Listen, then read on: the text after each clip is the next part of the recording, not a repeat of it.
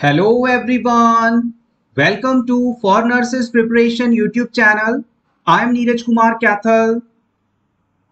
Let's begin our today's MCQ session for upcoming UPCHO exam.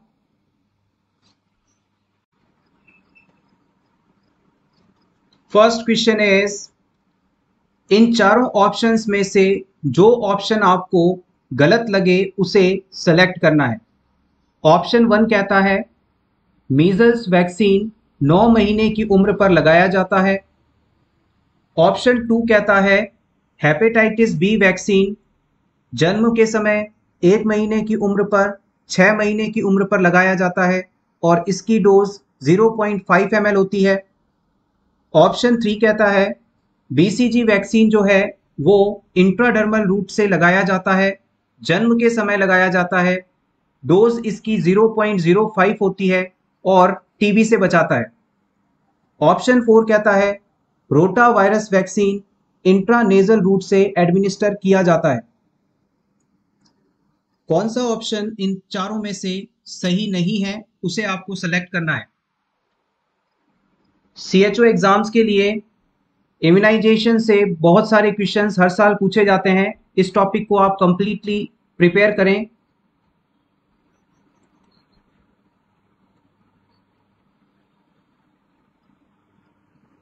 Right option की बात की जाए तो यहाँ पर ऑप्शन 4 बिल्कुल सही माना जाएगा। रोटा वायरस वैक्सीन जो है वो ओरल रूट से दिया जाता है, 5 ड्रॉप्स इसकी डोज होती है और ये रोटा वायरस से हमें बचाता है, बच्चों को बचाता है। Rota virus most common cause है बच्चों में डायरिया का। इसके अलावा ऑप्शन 1 में बताया गया मीजल्स डिजीज 9 मंथ्स की उम्र पर लगाया जाता है, ये बिल्कुल सही है। हेपेटाइटिस बी वैक्सीन 0.5 ml जन्म के समय 1 महीने की उम्र पर 6 महीने की उम्र पर दिया जाता है, बिल्कुल सही है। बेसिलस कालमेटी गुवेरिन यानी बीसीजी वैक्सीन जन्म के समय इंट्राडर्मल रूट से लगाया जाता है, 0.05 ml इसकी डोज होती है और ये हमें टीबी से बचाता है।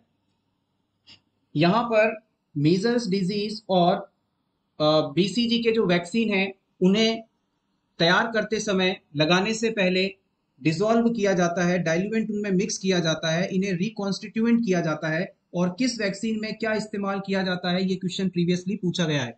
तो याद रखिएगा, जब भी आप मीजल्स के वैक्सीन को डाइल्यूएंट करेंगे तो इसके अंदर आपको हमेशा डिस्टल वाटर को इस्तेमाल करना है और जब आप बीसीजी का वैक्सीन प्रिपेयर करेंगे तो इसके अंदर आप सोडियम क्लोराइड का इस्तेमाल करेंगे, यानी कि नॉर्मल सलाइन जिसे आप कह सकते हैं, इसका इस्तेमाल करेंगे डाइल्यूट करने के लिए। नेक्स्ट क्वेश्चन, NRHM यानी नेशनल रूरल हेल्थ मिशन किस दिनांक को शुरू किया गया था। Option 1 12 April 2005, option 2 1 November 2004, option 3 1 December 2005, option 4 5 April 2005।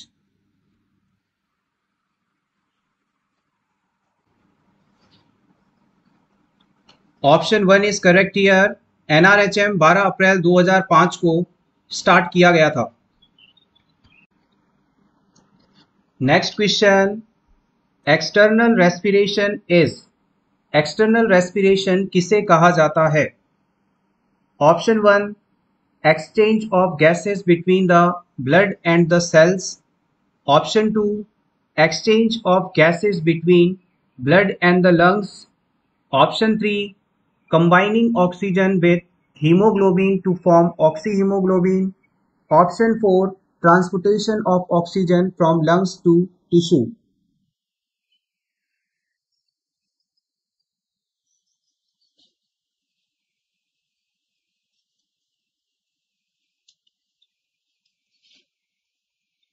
Option 2 is the correct answer. आइए इसके बारे में जान लेते हैं। जब भी हमारे शरीर में गैसियस एक्सचेंज ब्लड और बॉडी सेल्स के बीच हो, हमारी जो कैपिलरीज हैं, ब्लड वेसल्स हैं, वो ब्लड को लेकर टिश्यू तक पहुंचती हैं, वहां पर इन कैपिलरीज से गुजरने वाले ब्लड के अंदर मौजूद ऑक्सीजन टिश्यूज द्वारा अपने अंदर ले ली जाती है और फिर इस ऑक्सीजन को यूज करने के बाद वापस CO2 इन ब्लड वेसल्स को दे दी जाती हैं, जो आगे जाकर लंग्स तक इन्हें पहुंचाती हैं और वहां पर गैसेस एक्सचेंज करवाती हैं। यहाँ पर टिश्यू और ब्लड वेसल्स के बीच में जो गैसियस एक्सचेंज हो रहा है, इसे हम इंटरनल रेस्पिरेशन के नाम से जानते हैं। It is called internal respiration. ये ऑप्शन 1 में बताया गया है। अब इस क्वेश्चन में आपसे पूछा गया था कि एक्सटर्नल रेस्पिरेशन क्या है। तो एक्सटर्नल रेस्पिरेशन के अंदर गैसियस एक्सचेंज होता है। कहां पर, किन के बीच में? तो याद रखिएगा, ब्लड वेसल्स में मौजूद ब्लड और लंग्स के बीच में। जब हमारा जो ब्लड कैपिलरीज हैं वो ब्लड को लंग्स तक पहुंचाती हैं, तो लंग्स के अंदर छोटी छोटी बॉल्स होती हैं जिन्हें आप एल्विलाइज बोलते हैं। इन एल्विलाइज के चारों तरफ ब्लड कैपिलरीज, ब्लड वेसल्स इस तरह से पाई जाती हैं। जब ये ब्लड वेसल्स इन कैपिलरीज के पास अपने ब्लड को लेकर जाती हैं तो इनमें कार्बन डाइऑक्साइड की मात्रा ज्यादा होती है। तो ये कार्बन डाइऑक्साइड यहाँ से एल्विलाइज में चली जाती है और एल्विलाइज में मौजूद ऑक्सीजन, रिच ब्लड से ऑक्सीजन वापस इन ब्लड वेसल्स में आ जाती है और इस प्रकार के रेस्पिरेशन को हम एक्सटर्नल रेस्पिरेशन के नाम से जानते हैं। Next question, a strong, persistent and irrational fear of some specific object or situation that presents little or no danger to a person is called। जब किसी व्यक्ति को बिना किसी उचित रीजन के किसी पर्टिकुलर चीज से डर लगे तो आप इसे क्या कहेंगे? Amnesia, phobia, syncope, insomnia.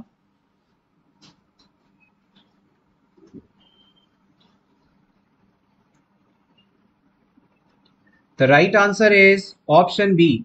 याद रखिएगा, अगर किसी व्यक्ति को बिना किसी उचित कारण के किसी पर्टिकुलर चीज से डर लगता है तो ये कंडीशन फोबिया कहलाती है। जैसे मान लीजिए किसी पर्सन को क्लोस्ट्रोफोबिया है, यानी कि ऐसा फोबिया है जिसमें व्यक्ति किसी बंद जगह पर यानी क्लोज्ड स्पेस में जाने से डरता है। इस पर्सन को आप कितना भी समझाएं कि आप लिफ्ट से चलिए या इस छोटे कमरे के अंदर चलिए, कुछ नहीं होगा, कोई खतरा नहीं है, मैं भी आपके साथ हूं, तो वो पर्सन जिसे फोबिया है वो उस छोटी क्लोज जगह पर नहीं जाएगा। अगर वो जाता भी है तो उसमें अचानक इतनी ज्यादा एंजाइटी डेवलप हो जाएगी कि वो तुरंत वहां से भाग जाएगा। सो इस प्रकार से अलग अलग फोबियाज होते हैं। एग्जाम में ये चीज काफी बार पूछी भी जाती है। ऑप्शन ए में बताया गया है एमनीशिया। एमनीशिया का मतलब है याददाश्त का कम होना, lack of memory, loss of memory. Syncope का मतलब है अचानक से बेहोशी का आना और इंसोम्निया का मतलब है नींद नहीं आना। Next question, the policy is to keep indoor patient record for how much years. IPD के जो रिकॉर्ड्स होते हैं उन्हें हॉस्पिटल कितने समय तक संभाल कर रखता है? 2 साल, 5 साल, 10 साल, 8 साल।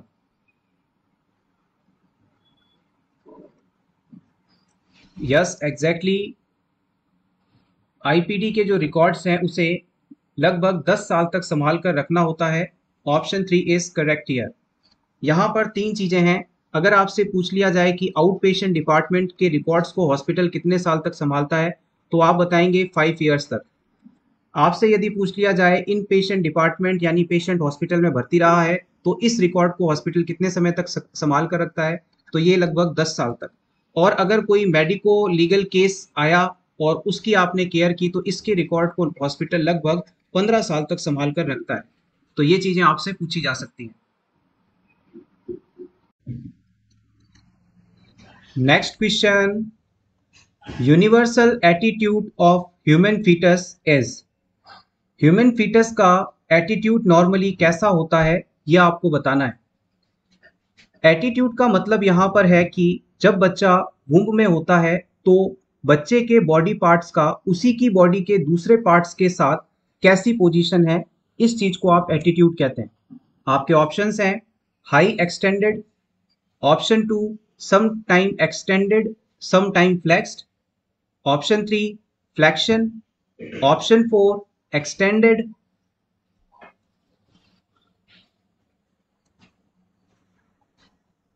The right answer is option 3, it is flexion.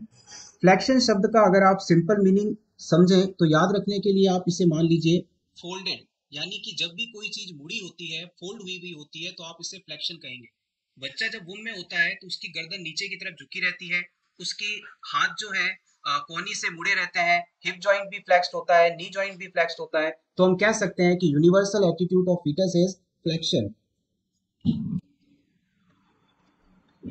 Next question, Kernig sign is associated with the symptoms of.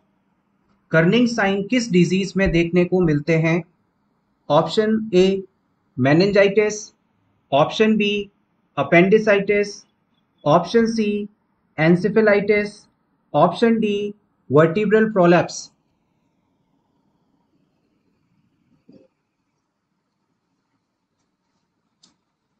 Yes exactly, आप बिल्कुल सही हैं। कर्निंग साइन मेनिंजाइटिस डिजीज के अंदर देखने को मिलते हैं।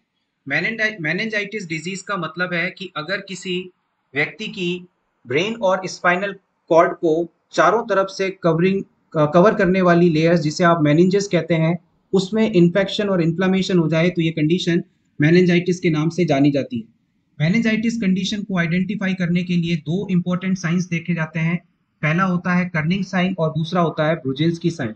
कर्निंग साइन को अगर आप चेक करना चाहते हैं तो पेशेंट को आप सुपाइन पोजीशन में लेटाइए, सीधा लेटाइए, और उसके बाद उसके पैर को हिप जॉइंट से 90 डिग्री पर फ्लेक्स करें, उसके नी जॉइंट को भी 90 डिग्री पर फ्लेक्स करें।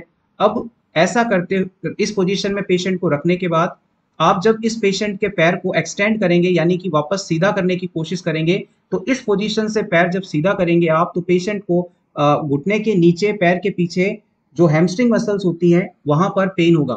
यही साइन मेनिंजाइटिस कहलाता है।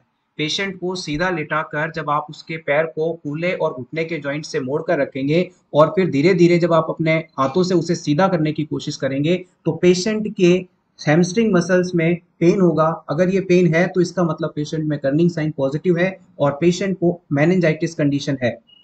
इसके अलावा सेकंड टेस्ट होता है ब्रुजिन्स्की। इसे टेस्ट करने के लिए भी आप पेशेंट को बिल्कुल सीधा लेटाते हैं, कंफर्टेबल पोजीशन में लेटाते हैं। उसके बाद पेशेंट के सर को आप अपने हाथों से ऊपर की तरफ मोड़ते हैं, उठाते हैं। जैसे ही आप पेशेंट के सर को अपने हाथों से ऊपर की तरफ करते हैं तो पेशेंट अचानक अपने पैरों को और कूल्हे वाले हिस्से को ऊपर कर देता है। तो अगर पेशेंट द्वारा ये चीज की जाती है तो इसका मतलब है कि पेशेंट के अंदर मेनिंजाइटिस है, ब्रुजिन्स्की साइन पॉजिटिव है। ये दोनों ही टेस्ट बहुत ही इंपॉर्टेंट हैं और अक्सर पूछे जाते हैं। Next question is, which is the safest method for sterilizing milk? Milk को स्टरलाइज करने के लिए सबसे सेफ मेथड कौन सा माना जाता है? स्टरलाइजेशन का मतलब है उसमें हार्मफुल जो भी बैक्टीरिया हैं, उन्हें, वायरस हैं, इन सभी को किल करना। Option A freezing, boiling, simmering, पास्चराइजिंग।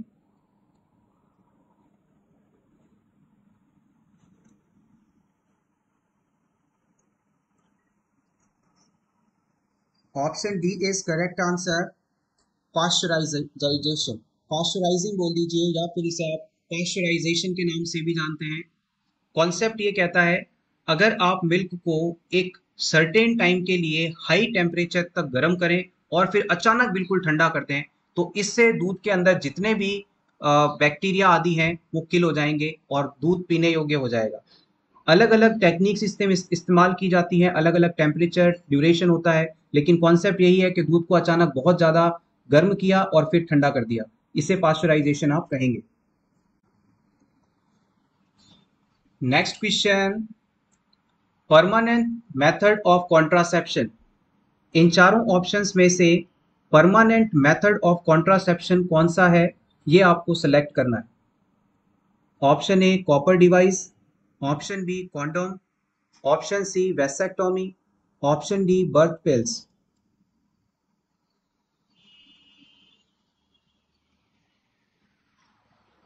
Yes exactly, आप बिल्कुल सही हैं। अगर आप किसी मेल के अंदर परमानेंटली कॉन्ट्रासेप्शन क्रिएट करना चाहते हैं तो आप वेसेक्टोमी प्रोसीजर का इस्तेमाल कर सकते हैं। वहीं अगर आपसे पूछ लिया जाए कि फीमेल्स के लिए परमानेंट कॉन्ट्रासेप्शन मेथड कौन सा है तो आप बताएंगे tubectomy.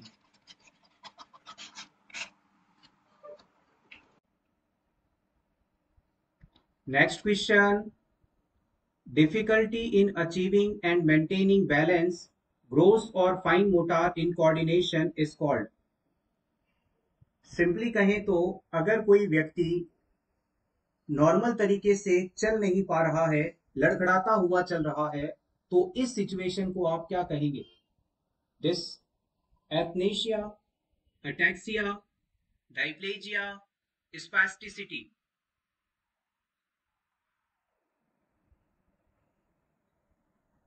Yes, option B is correct here, ataxia. अगर कोई व्यक्ति लड़खड़ाते हुए चलता है या इनकोऑर्डिनेटेड एक्शन परफॉर्म करता है तो इसे हम अटैक्सिया के नाम से जानते हैं। Next question, symptoms of hypoglycemia usually does not occur until the blood glucose level is less than। Blood glucose level कितने से कम होने पर ही हाइपोग्लाइसीमिया के सिम्टम्स देखने को मिलते हैं?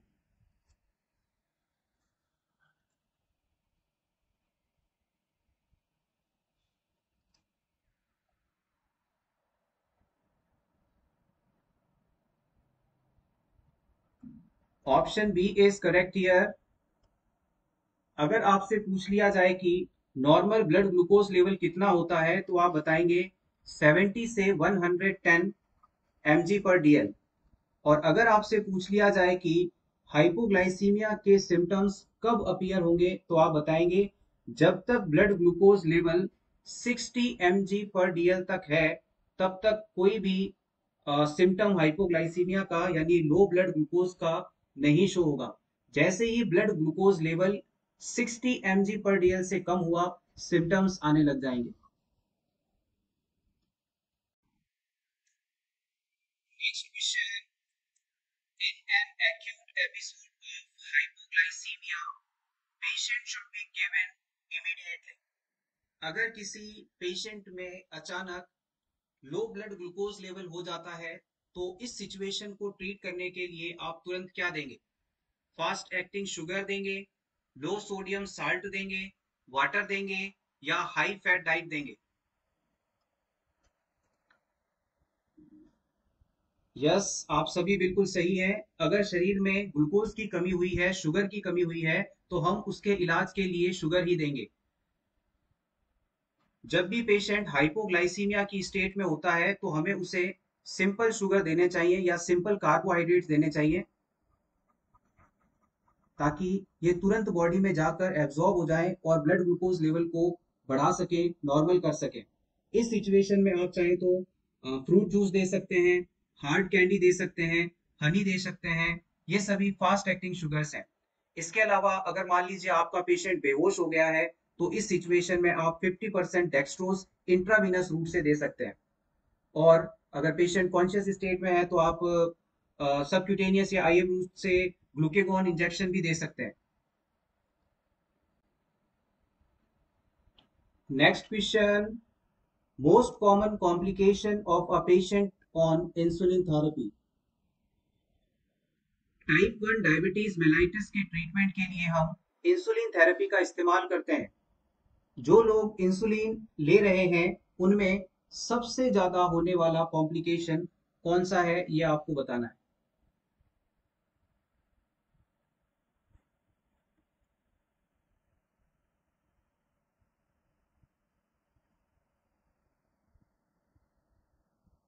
यस, बिल्कुल सही है आप, ऑप्शन बी इज करेक्ट। जब हम किसी भी क्लाइंट को बढ़े हुए ब्लड ग्लूकोज लेवल को कम करने के लिए इंसुलिन इंजेक्शन लगाते हैं तो उनके अंदर मोस्ट कॉमन कॉम्प्लिकेशन के रूप में हाइपोग्लाइसीमिया देखने को मिलता है। यानी कि पेशेंट का ब्लड शुगर लेवल जो है नॉर्मल से कम हो जाता है। ये इसका मोस्ट कॉमन कॉम्प्लिकेशन है। इसके अलावा लिपोडिस्ट्रोफी नाम का एक और कॉम्प्लिकेशन इंसुलिन इंजेक्शन लेने वाले पेशेंट्स में देखने को मिलता है। लिपोडिस्ट्रोफी का मतलब है अगर व्यक्ति लगातार एक ही जगह पर इंसुलिन के इंजेक्शन लेता है तो उस एरिया के जो स्किन टिश्यूज हैं वो डैमेज हो जाते हैं, वहां पर एक स्कार हार्ड स्किन फॉर्म हो जाती है। इसे ही आप लिपोडिस्ट्रोफी के नाम से जानते हैं। और फर्दर कॉम्प्लिकेशंस की बात करें तो हाइपोकैलीमिया हो सकता है, रीबाउंड हाइपरग्लाइसीमिया हो सकता है। लेकिन यहाँ पर आप इतना याद रखिए कि लिपोडिस्ट्रोफी और हाइपोग्लाइसीमिया, दो कॉम्प्लिकेशन इंपॉर्टेंट है, आप चाहें तो इसे नोट कर लीजिएगा। Lipodystrophy, lipodystrophy. नेक्स्ट क्वेश्चन, इन चारों ऑप्शंस में से कौन सा ऑप्शन वुंड का एग्जाम्पल नहीं है? वुंड का मतलब है घाव, ulcer, laceration, puncture, contusion.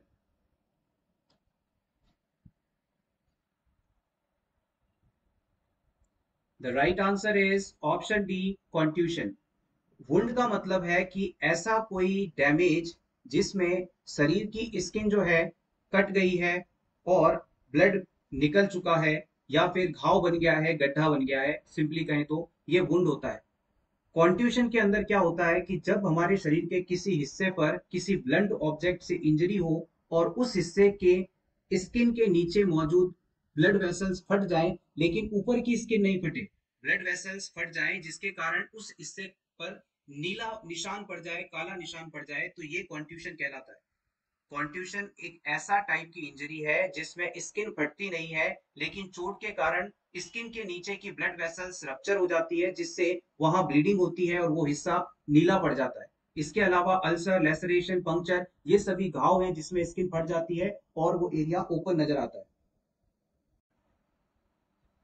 Next question, which is the important point in taking care of a patient with communicable disease? Communicable disease के पेशेंट की केयर के दौरान सबसे इंपॉर्टेंट बात कौन सी है जिसे आपको ध्यान रखना है? Immunisation, care of used utensil and articles, isolation, hospitalisation. देखिएगा, कम्युनिकेबल डिजीजेस को आप कंटेजियस डिजीज के नाम से भी जानते हैं, और ये डिजीज ऐसे डिजीज हैं जो कि एक व्यक्ति से दूसरे व्यक्ति तक फैल सकते हैं। तो इन पेशेंट्स की केयर के दौरान आपको इस बात का ख्याल रखना है कि ये डिजीज दूसरे व्यक्ति में ना फैले, या आप केयर देने जा रहे हैं तो कहीं आपको ना हो जाए। तो यहाँ पर ऑप्शन सी सही माना जाएगा। कम्युनिकेबल डिजीज से सफरिंग पेशेंट्स को हम हमेशा आइसोलेटेड रखते हैं, यानी लोगों से दूर रखते हैं, ताकि ये डिजीज उनसे दूसरे व्यक्तियों में ना फैले, जैसे कि corona. Next question, emphysema. Emphysema क्या है ये आपको बताना है। Collection of fluid in pleural cavity, collection of fluid in peritoneal cavity, collection of pus in pleural cavity, new growth in lungs.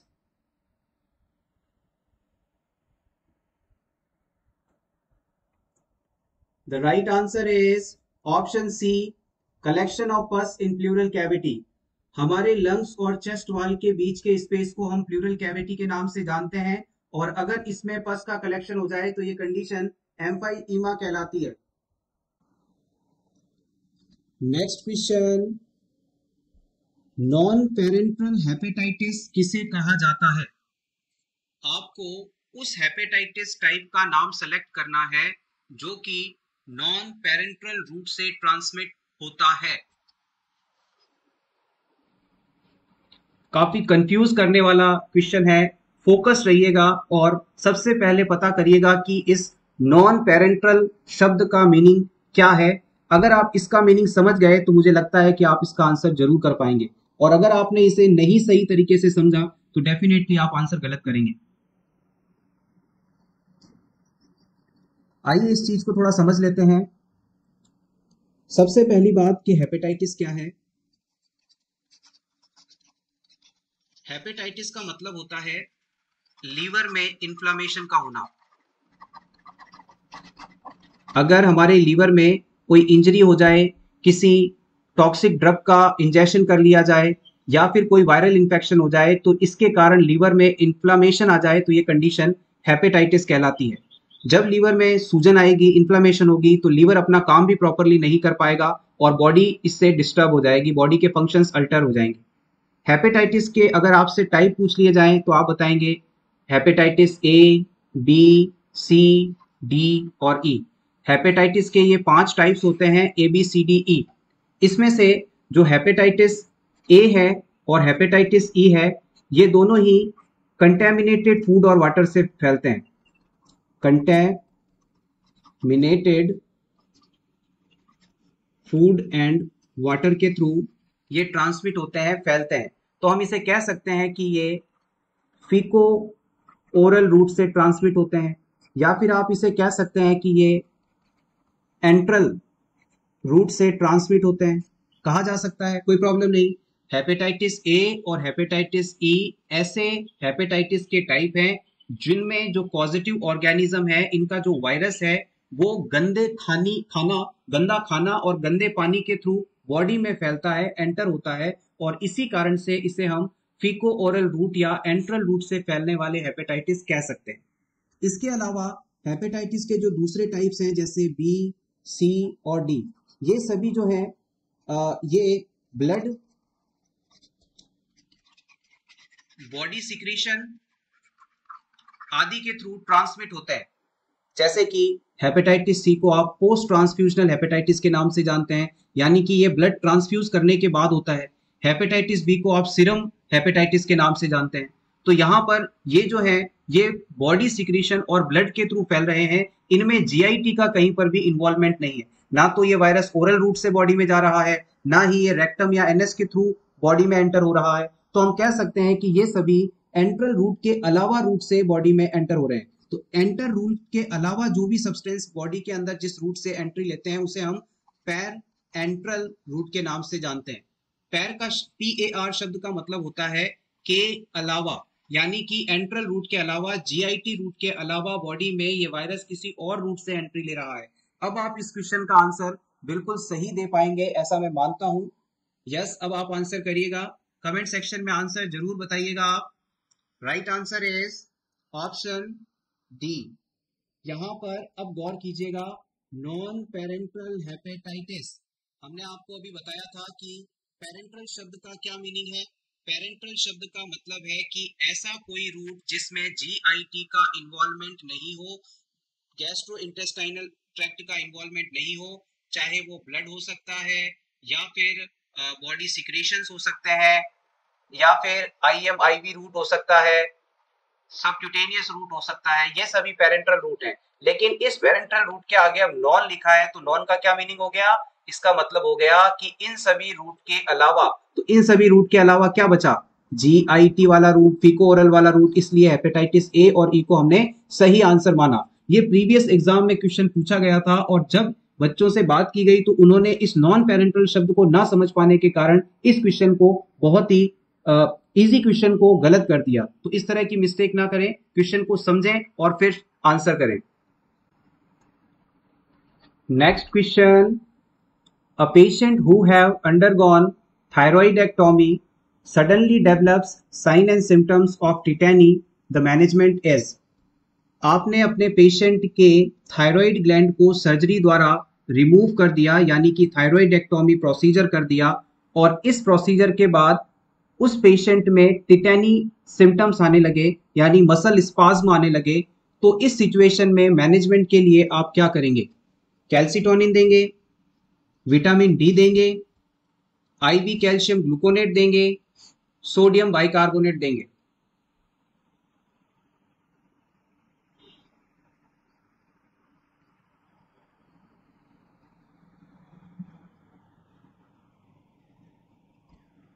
Question थोड़ा सा ट्रिकी है, कंफ्यूज मत होइएगा। देखिए, हमारी जो थायराइड ग्लैंड है ये H शेप या बटरफ्लाई शेप की ग्लैंड होती है। इस थायराइड ग्लैंड के लेटरल पोल्स पर आगे और पीछे पैराथायराइड ग्लैंड पाई जाती है।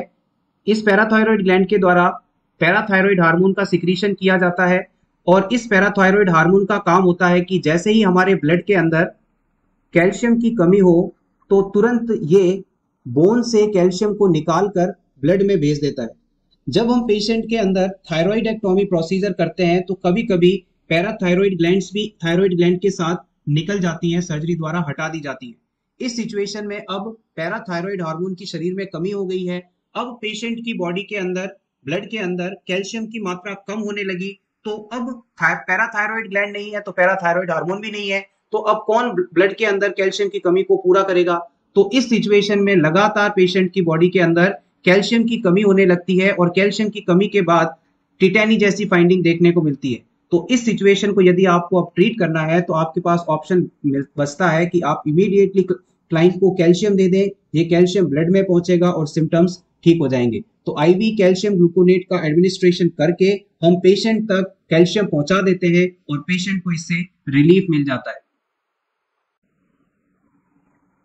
Next question, level of which increases during fasting.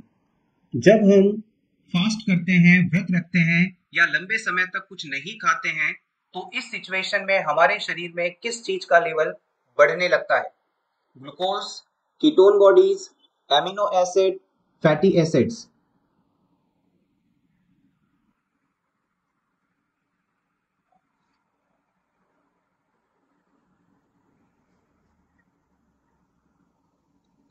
Yes, आप सभी का आंसर बिल्कुल सही है, कीटोन बॉडीज।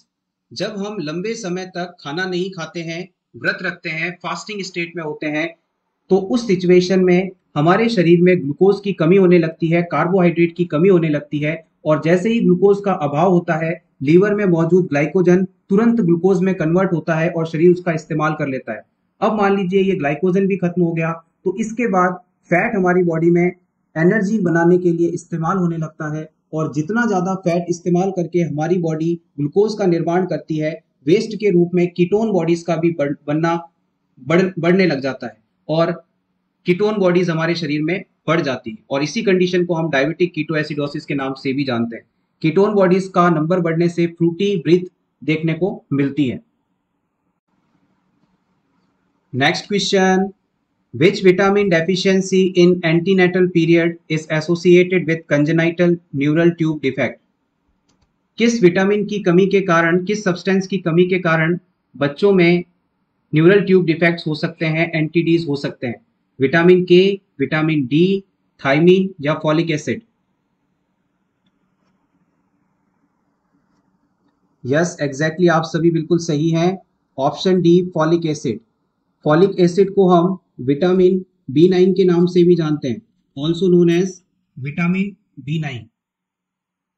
जब भी कोई कपल फैमिली प्लानिंग करना चाहता है, तो हम उसे कंसीव करने से पहले, वुमेन को प्रेग्नेंट होने से लगभग 1 महीने पहले से ही इस फॉलिक एसिड का सप्लीमेंटेशन शुरू करवा देते हैं, ताकि इसमें किसी भी सूरत में फॉलिक एसिड की कमी ना हो और बच्चे को न्यूरल ट्यूब डिफेक्ट से बचाया जा सके। Next question, dark brown colour of amniotic fluid indicates.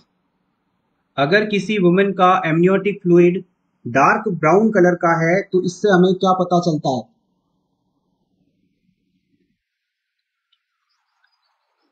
The right answer is option B, intrauterine death. अगर एमनियोटिक फ्लूइड का कलर डार्क ब्राउन या टोबैको कलर का है, तो इसका मतलब है बच्चे की वुम्ब में ही डेथ हो चुकी है। ये इंट्रायूट्राइन डेथ को बताता है। एमनियोटिक फ्लूइड जो है यूट्रस के अंदर बच्चे के को कवर करके रखता है। This is the uterus and this is the foetus, और इस सैक के अंदर, एमनियोटिक सैक के अंदर एमनियोटिक फ्लूइड पाया जाता है, जिसकी टर्म प्रेगनेंसी पर मात्रा लगभग 800 ml होती है। अगर इस एमनियोटिक फ्लूइड का कलर ग्रीन हो जाए, तो ये म्यूकोनियम स्टेन को बताती है, यानी कि बच्चा तकलीफ में है, बच्चे ने अपना पहला स्टूल म्यूकोनियम पास कर दिया है, और हो सकता है ये उसे एस्पायरेट कर ले, तो ये फीटल डिस्ट्रेस को शो करता है, ग्रीन कलर। इसके अलावा गोल्डन कलर आपसे पूछा जा सकता है कि मान लीजिए एमनियोटिक फ्लूइड का कलर गोल्डन हो जाए तो क्या होगा, तो आप बताएंगे कि गोल्डन कलर का एमनियोटिक फ्लूइड RH इनकम्पैटिबिलिटी को बताता है। उसके बाद यदि आपसे पूछ लिया जाए कि ग्रीनिश येलो या फिर आप इसे सैफ्रॉन बोल सकते हैं, ग्रीनिश येलो या सैफ्रॉन कलर का एमनियोटिक फ्लूइड हो, तो ये क्या बताता है? तो आप बताएंगे it is showing post maturity. ये पोस्ट मैच्योरिटी के बारे में बताता है। अब यदि मान लीजिए किसी वुमेन के अंदर एमनियोटिक फ्लूइड डार्क कलर का है, डार्क रेड कलर का है, डार्क या रेड कलर का है, तो ये क्या बताएगा? तो आप ये बताएंगे कि इस वुमेन में एक्सीडेंटल हेमरेज हुआ है, इस वुमेन में कहीं ना कहीं चोट लगी है, ब्लीडिंग हुई है। ये सभी इंपॉर्टेंट कलर्स हैं जो कि एमनियोटिक फ्लूइड से पॉपुलरली पूछे जाते हैं। Next question, the primary muscles of inspiration. आप जब गैस इन करते हैं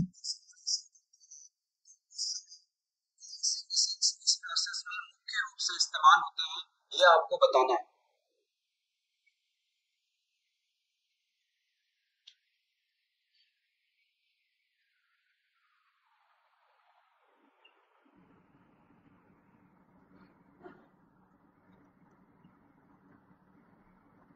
यस, आपका आंसर बिल्कुल सही है। Option B is correct here. जब भी हम गैस को इन करते हैं, इंस्पायरेशन और रेस्पिरेशन करते हैं, तो उस समय हमारा डायफ्राम और एक्सटर्नल इंटरकोस्टल मसल्स जो है प्राइमरी मसल्स के रूप में काम करते हैं, इंस्पायरेशन प्रोसेस को पूरा करवाते हैं। यदि आपसे पूछ लिया जाए कि एक्सपायरेशन प्रोसेस में, यानी कि जब आप गैस को आउट करेंगे तब कौन से मसल्स मुख्य रूप से काम में आते हैं, तो आप बताएंगे कि देखो, एक्सपायरेशन का जो प्रोसेस है ये जनरली पैसिव प्रोसेस माना जाता है, इसमें ज्यादातर मसल्स का इन्वॉल्वमेंट नहीं होता। लेकिन फिर भी यदि आपसे पूछ लिया जाए तो आप बताएंगे कि जो एक्सपायरेशन प्रोसेस है वो elastic recoil of lungs and surface tension के द्वारा होता है। और स्पेसिफिकली यदि मसल्स के ही नाम आपसे कोई पूछना चाहे तो आप बता दें, internal intercostal muscle, intercostalis intimi, subcostals and abdominal muscles. ये चार मसल्स मिलकर एक्सपायरेशन करवाते हैं, और इंस्पायरेशन के अंदर दो मसल्स हैं, डायफ्राम और external intercostal. Next question, virus requires for growth. Virus को ग्रोथ करने के लिए किसकी आवश्यकता होती है? एनिमल्स की, प्लांट की, लिविंग सेल्स की, बैक्टीरिया की?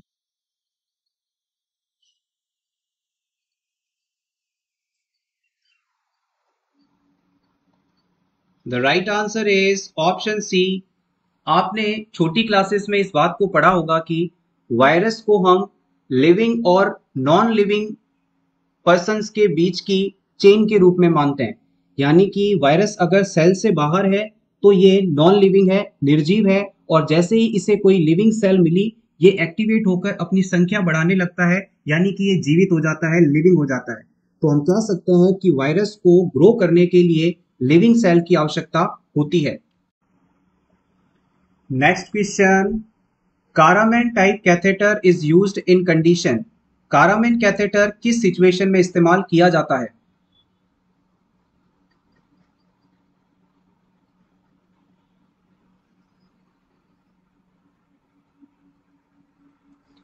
The right answer is option A.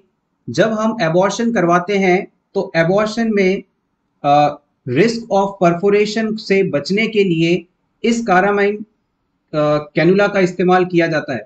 जब हम अबॉर्शन करवाते हैं तो उस दौरान हमें बच्चे को वैक्यूम सक करके, वैक्यूम एस्पायरेट करके यूट्रस से बाहर निकालना होता है। तो उस दौरान कहीं यूट्रस रप्चर ना हो जाए, फट ना जाए, इस चीज से बचने के लिए कारामैन टाइप कैथेटर यूज किया जाता है। Next question, diarrhoea takes out too much of water and minerals which causes.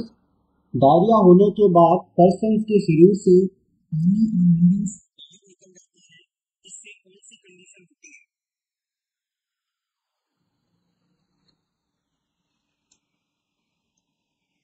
Yes, exactly, आपका आंसर बिल्कुल सही है।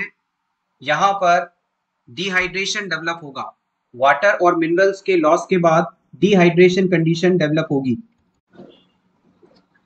नेक्स्ट क्वेश्चन, मल्टीपर्पस वर्कर्स को किस लेवल पर पोस्ट किया जाता है? Sub centre, primary health centre, community health centre, district hospital?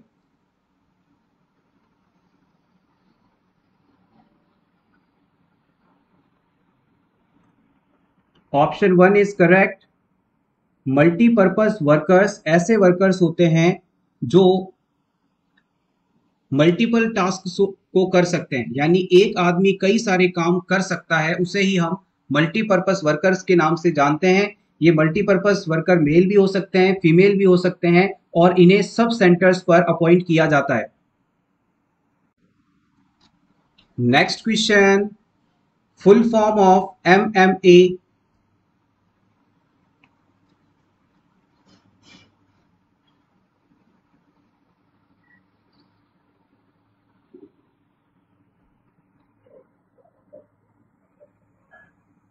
Yes exactly आपका आंसर बिल्कुल सही है। Medical methods of abortion, medical methods of abortion.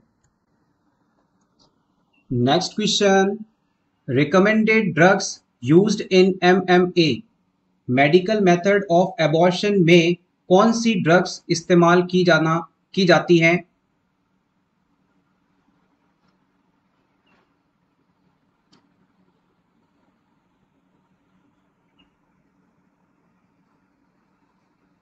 Yes exactly आपके आंसर्स बिल्कुल सही हैं। जब भी हमें मेडिकल मेथड से एबॉर्शन करवाना हो, एमएमए करवाना हो, तो उसके लिए मिफेप्रिस्टोन एंड मिसोप्रोस्टॉल, मिफेप्रिस्टोन एंड मिसोप्रोस्टॉल दोनों ही मेडिसिन का इस्तेमाल किया जाता है। एक बात और मैं आपको यहाँ पर बताना चाहूंगा, वर्ल्ड हेल्थ ऑर्गेनाइजेशन ने जो डायलिटेशन और कर्टेज का ट्रेडिशनल मेथड इस्तेमाल किया जाता है अबॉर्शन के लिए, उसकी जगह पर मेडिकल मेथड ऑफ अबॉर्शन या जिसे आप मेडिकेशन अबॉर्शन या फिर मैनुअल वैक्यूम एस्पायरेशन, इन मेथड्स को ज्यादा अपनाने के लिए कहा है, सजेशन दिया है।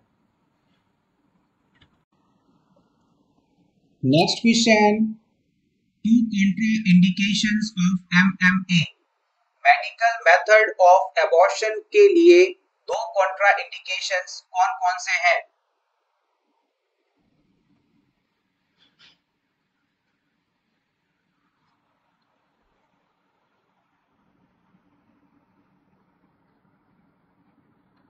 यस एग्जैक्टली आपका आंसर बिल्कुल सही है। अगर किसी वुमेन को एनीमिया है यानी हीमोग्लोबिन का लेवल 8 ग्राम परसेंट से कम है, और अगर किसी वुमेन का ब्लड प्रेशर 160/90 से ज्यादा है यानी हाइपरटेंशन है, तो इस सिचुएशन में हम मेडिकल मेथड से अबॉर्शन नहीं करवा सकते, ये कॉन्ट्रा इंडिकेटेड माना जाएगा।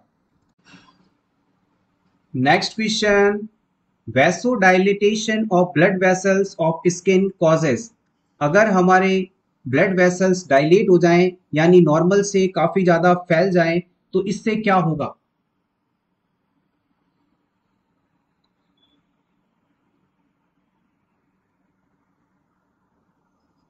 कंफ्यूजन, समझिएगा इस चीज को।